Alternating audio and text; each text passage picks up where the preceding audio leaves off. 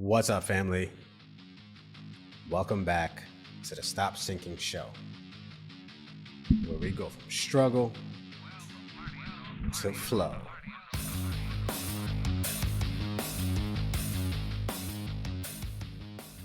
The ironic part of life is that you can have spent your entire life developing skills, but they all sit on the bed of your traits, on the fertile ground of your character. And without the right traits and the behaviors that follow from those traits, the skills don't have the springboard they need to help you reach the heights that are possible for you. And many times we have seen the opposite play out. A person just starting out with very little skill, very little experience, but that comes in with the right traits, the right qualities, the right mindset, the right approach to life, the right behaviors, and they leapfrog many other people in the room who have all the skills in the world, but are stuck where they are. We can talk about a lot of those traits. We can talk about a person's curiosity. We can talk about humility and openness. We can point to a lot of the traits as ones that keep you ahead of the pack. But there is one I want to focus on today that I think sits at the most foundational part of your character, without which even a lot of the other traits become muted. You can be as curious as you want, as humble as they come, as open as can be, as fill-in-the-blank positive trait as possible. None of them help you without this one. None of them mean anything if you don't have integrity.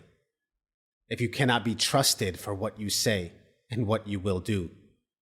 If the people around you have to listen for and detect deception and question if what you are saying is true, even in the slightest, or what you are saying will actually come to fruition. And the heaviest part of this trait is that even an ounce of doubt introduced and considered against your integrity soils the rest of anything else you are trying to grow. You cannot be trusted. And so what good are the rest of your traits or your skills? They all go to waste.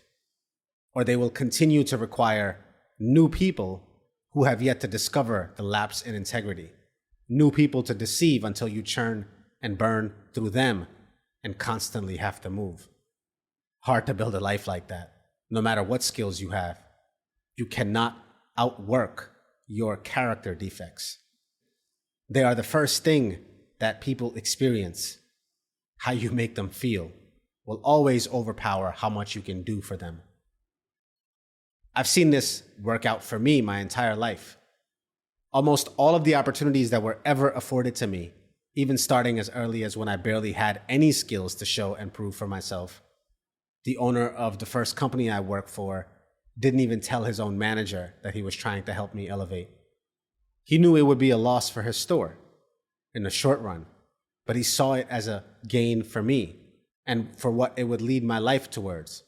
I had very little skills for the environment he was bringing me into. I was green and fresh and knew very little.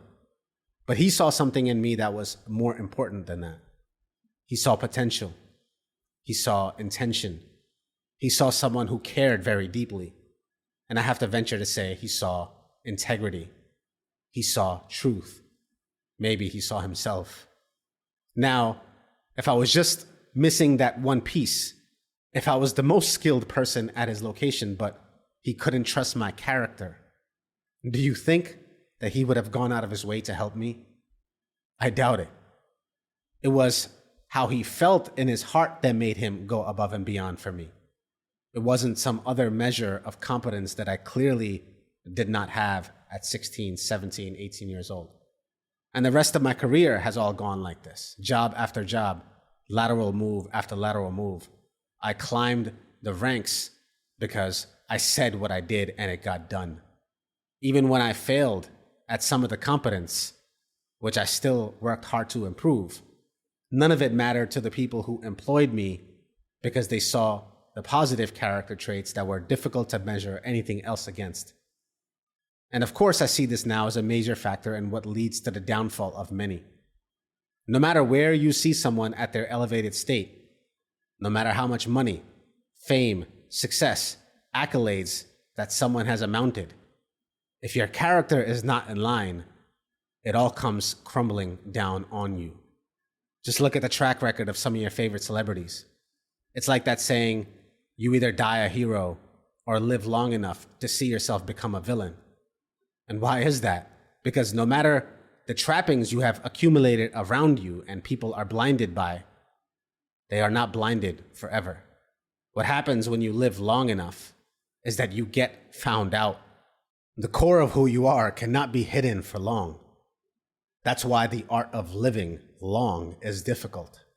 The art of outlasting the rest is more than just staying alive. Because people find out who you are, and you become something else in their eyes than what you started out with.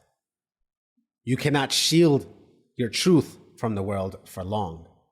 It's like they say, you can fool some people all of the time. You can fool all people some of the time, but you cannot fool all of the people all of the time. You will be exposed. I have family members like this. One of my own sisters, who for all intents and purposes can be better than me in 100 ways. She knows how to calendar better. She knows how to stay on top of her commitments better. She is more responsive, more diligent, probably even harder working. But her integrity is in question, a huge question mark. She's a perpetual liar. And so what good are all those skills for her? She has to run and reinvent herself every few years. She has not one lifelong friend that has stuck by her because she has abused and burnt through them all. And so over time, they got tired because they saw the truth. They saw the games. The problem with your integrity being in question is that if someone even has to consider, even in the slightest bit, whether you are lying or not, it makes it impossible for you to work with them for long, to have a relationship with them for long. How long can you spend the mental energy trying to pierce someone's intentions and question if what they are saying is actually what it is? It becomes exhausting after a while. And no matter how long you think this game is working, it has a finite period of effectiveness before people find out. And eventually, everyone finds out and sees right through you because they realize how you make them feel. And just the slightest bit of introduction in their gut against you, in questioning whether what you are saying is true, whether what you are saying is reliable, and even questioning whether what you are saying is purely for your benefit or has the possibility of them being exploited. And anyone then would opt for a safer, less skilled, maybe even a less beneficial relationship. What does that tell you about what is more important? By no means am I saying overlook the development of your skills. At the end of the day, a value add is a value add. But what I am saying is, what negates that value, what takes away from it the most, is if you make someone feel that they have to question what you are saying. I have found myself in the middle of the deepest bonds with people, not because I offered them anything, not because I could help them with anything, but because they felt safe in my company, because they could feel my heart and feel safe with theirs in my hands. The rest of the things can be improved, worked on, and honed. What becomes impossible to overcome, though, is your lapse in integrity and your lapse in truth. All skills are obsolete without being able to fully trust your expression, your essence. I love you, family. Stay true always. I'll see you on the next show.